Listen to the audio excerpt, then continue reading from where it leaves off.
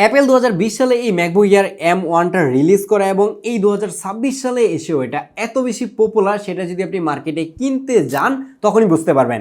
আমি এইটা জানার জন্য এই 6 বছর পুরাতন ম্যাকবুক এয়ার M1টাকে আমি আমার ডেইলি ড্রাইভার হিসেবে ইউজ করতেছিলাম। আমার লাস্ট যে ভিডিওগুলো দেখছেন সেগুলো ম্যাক্সিমামগুলাই এটাতে এডিট করা, এবং 4K ভিডিওগুলো এডিট করতে গিয়ে আমি অবাকই হলাম যে একটা 6 বছর পুরাতন ল্যাপটপ থেকে এত বেটার পারফরমেন্স কীভাবে পাওয়া যায়।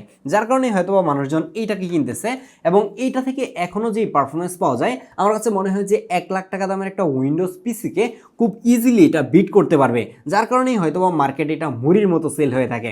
তাছাড়া আপনারা যারা এই মুহূর্তে 50 থেকে 60,000 কিংবা 65,000 টাকা বাজেট নিয়ে ঘুরতেছেন, একটা উইন্ডোজ ল্যাপটপ কিনবেন অথবা ম্যাকবুক এয়ার M1 এইটা কেনার ডিসিশন নিচ্ছেন, এইটাতে আপনি কী কী কাজ করতে পারবেন এবং এই 6 বছর পরে এসে এটাতে কী কী প্রবলেম ফেস করা হচ্ছে বা কী কী প্রবলেম আমি ইউজ করতে গিয়ে পেয়েছি সেটা আপনাদের সাথে শেয়ার করব।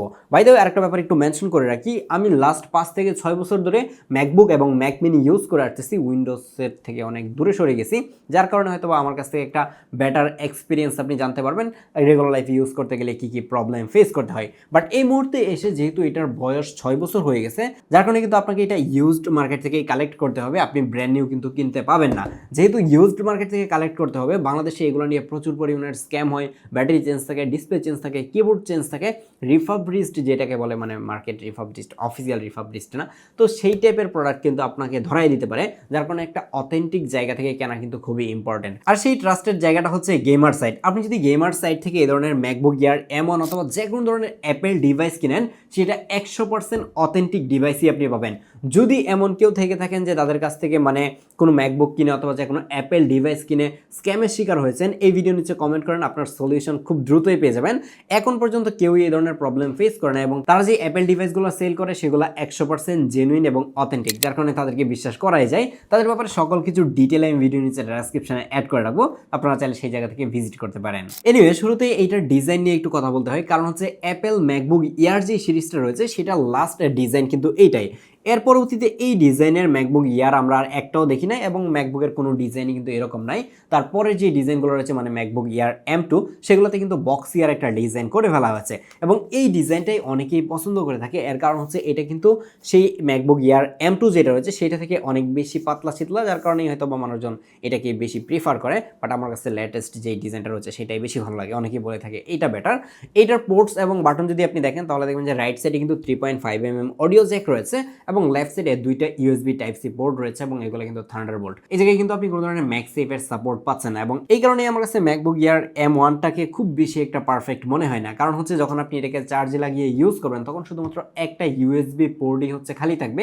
তখন আপনি একটা হাব লাগিয়ে যদি ইউজ করেন তাহলে কিছু ইউজ করতে পারবেন, না হলে ম্যাক্সিমাম টাইম দেখা যাচ্ছে যে অনেক সময় এটাকে চার্জ থেকে খুলে তখন ইউজ করা লাগে, এটা খুবই প্যারা দেয়। দেন যদি আপনি এটার ডিসপ্লের দিকে তাকান তখন আপনি বুঝতে পারবেন যে না, এইটা লেটেস্ট কোনো ম্যাকবুক না, একটু ওল্ডার জেনারেশনের। কারণ হচ্ছে দেখেন যে উপরের দিকের যে বেজেলটা রয়েছে সেটা অনেকটাই মোটা, আর এখনকার সময়ের যে ম্যাকবুক এয়ার বা ম্যাকবুক প্রো যেগুলো রয়েছে সেগুলো কিন্তু অনেক বেশি ন্যারো হয়ে থাকে, আর বর্ডারগুলো এবং উপরের দিকে একটা নচ থাকে, দেখে একটু বেশি মডার্ন লাগে। বাট এটাও অনেকেই প্রিফার করে থাকে, অনেকের কাছে ভালো লেগে থাকে। বাট কিবোর্ড লেআউট কিন্তু সেমই রয়েছে, কিন্তু স্পিকারের পজিশন চেঞ্জ হয়েছে।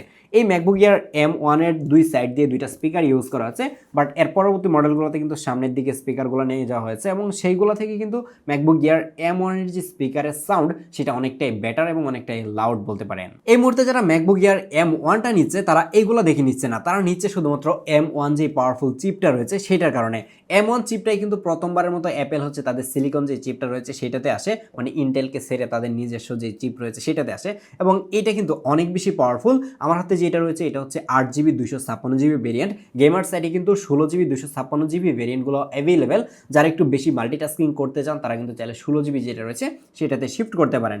এই ম্যাকবুক এয়ার M1 যেটা, সেটার মধ্যে কিন্তু 8 কোর CPU এবং 7 কোর GPU রয়েছে, এবং এটার মধ্যে 16 কোর যে নিউরাল ইঞ্জিন রয়েছে সেটাও থাকছে, এবং এইটা থেকে যে আউটপুট এখনো পাওয়া যাচ্ছে, কিছুক্ষণ আগে যেটা বলছিলাম যে একটা 1 লাখ টাকার উইন্ডোজ পিসিকে খুব ইজিলি কিন্তু টক্কর দিতে পারবে এরকম একটা অবস্থা। আর উইন্ডোজ পিসিগুলো কিন্তু আপনি পোর্টেবিলিটির জন্য কখনোই কিনতে পারবেন না, সেগুলো নিয়ে ক্যারি করা যাবে না। বাট এইটা এতই পাতলা ছিল, মনে হয় যে 1 কেজি বা 1200 গ্রাম এরকম হবে, তো এটাকে খুব ইজিলি ক্যারি করা যায়, এবং এইরকম পাওয়ারফুল একটা জিনিস এরকম স্লিম একটা মানে জায়গায় ঢুকাই দিছে, যার কারণে হয়তো মানুষজন এটা নিচ্ছে। এটা দিয়ে আমি কী কাজ করেছি সেটা একটু বলি। রেগুলার লাইফে যে ব্রাউজিংগুলো করা লাগে সেগুলো তো একদমই বাটার স্মুথলি করা যায়। যেই কাজটা অনেক বেশি হেভি এবং মানুষজন এই ম্যাকবুকটা কিনে থাকে সেটা হচ্ছে ভিডিও এডিটিংয়ের কারণে। আর আমি পার্সোনালি কিন্তু প্রিমিয়ার প্রো ইউজ করি। অনেকে হয়তো জেনে থাকবেন যে প্রিমিয়ার প্রো এবং আফটার ইফেক্ট বা ফটোশপ এই সফটওয়্যারগুলো কিন্তু অনেক বেশি ভারী। আপনি যদি ফাইনাল কাট প্রো অথবা ক্যাপকাট দিয়ে এডিট করে থাকেন তাহলে আপনার 4K 60 fps এর ভিডিওগুলো একদমই বাটার স্মুথলি আপনি এটার মধ্যে এডিট করতে পারবেন। আমার কাছে মনে হয় যে 8GB দিয়েই আপনি যে পারফরমেন্স পাবেন আপনি একবারও ল্যাগ হ্যাং দেখবেন না, এরকম একটা অবস্থা। বাট আপনি যদি প্রিমিয়ার প্রো অথবা আফটার ইফেক্টের মতো সফটওয়্যারগুলো ইউজ করেন তাহলে আপনি প্রিমিয়ার প্রোতে 4K ফুটেজগুলোতে কিছুটা ল্যাগ আপনি দেখতে পাবেন। হয়তো আপনাকে এই জায়গায় থেকে রেজুলেশনটা কমিয়ে নেওয়া লাগতে পারে। যদি আপনি সেম টাইমে আফটার ইফেক্ট ইউজ করেন 8GB র্যামের মধ্যে তাহলে আপনি ইউজ হয়তো নাও করতে পারেন।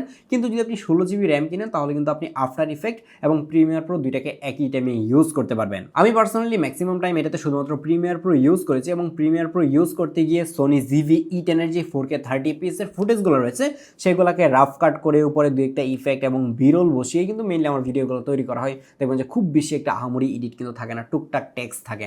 আপনি যদি এই ধরনের বেসিক এডিটিং করতে চান তাহলে খুব ইজিলি এটাতে করতে পারবেন, খুব একটা আপনি ল্যাগ দেখবেন না।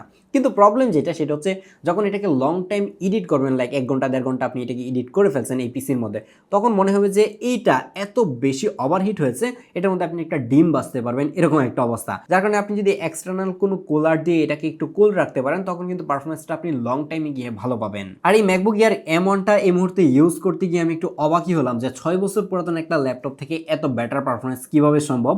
কারণ একটা উইন্ডোজ পিসি অথবা কম্পিউটার দেখা যাচ্ছে যে মানে ল্যাপটপ যেটা সেটা দেখা যাচ্ছে 2 বছর 3 বছর পরে গিয়ে খুব ভালো একটা পারফরমেন্স কিন্তু পাওয়া যায় না। এইটা চেঞ্জ করা লাগে, ওইটা চেঞ্জ করা লাগে, মানে কিছুক্ষণ চলার পর মনে হয় যে একদম মানে প্লেন আসতেছে অথবা রকেট চলতেছে এরকম একটা সাউন্ড করে এটার ভিতর থেকে। বাট এটা কিন্তু একদমই সাইলেন্ট, বাই দ্য ওয়ে এটাতে কোনো ফ্যান টেন নাই, একদমই ফ্যানলেস একটা জিনিস, যার কারণে এটা অনেক বেশি ওভারহিট করে একটু বেশি লোড দিলে। বাট নর্মালি যখন আপনি ব্রাউজিং করবেন কিংবা মুভি টুভি দেখবেন তখন এটাতে আপনি খুব বেশি একটা ওভারহিটের প্রবলেম ফেস করবেন না। আর ব্যাটারি ব্যাকআপের কথা যদি বলি ভাই ইনসেন লেভেলের ছিল। 4K 30 fps এর ফুটেজ আমি এডিট করতেছিলাম প্রিমিয়ার প্রোতে, তারপরে মোটামুটি আমার একদিন পার হয়ে যাচ্ছিল, পরের দিনও দেখা যাচ্ছিল যেটাতে 30-40% চার্জ থেকে যায়, এরকম একটা অবস্থা। আর যদি আপনি ব্রাউজিং করেন টুকটাক মুভি টুভি দেখেন তাহলে তো এটা থেকে অনায়াসে আপনি এখন 8 ঘন্টার মতো স্ক্রিন অন টাইম পেয়ে যাবেন। বাই দ্য ওয়ে আরেকটা ব্যাপার একটু মেনশন করে রাখি, গেমার সাইডে কিন্তু এই ধরনের ফ্রেশ কন্ডিশনের ম্যাকবুক এয়ার অ্যাভেলেবেল রয়েছে যেগুলোর ব্যাটারি হেলথ মোটামুটি 80% কিংবা 90%-এর উপরে থাকে। কিছু কিছু ক্ষেত্রে 98% ব্যাটারি হেলথওয়ালা যেই ম্যাকবুকগুলো রয়েছে সেগুলোও কিন্তু অ্যাভেলেবেল থাকে। আপনারা হয়তো জেনে থাকবেন যে ম্যাকবুকের যে সাইকেল কাউন্টগুলো রয়েছে সেগুলোও কিন্তু চেক করা যায়।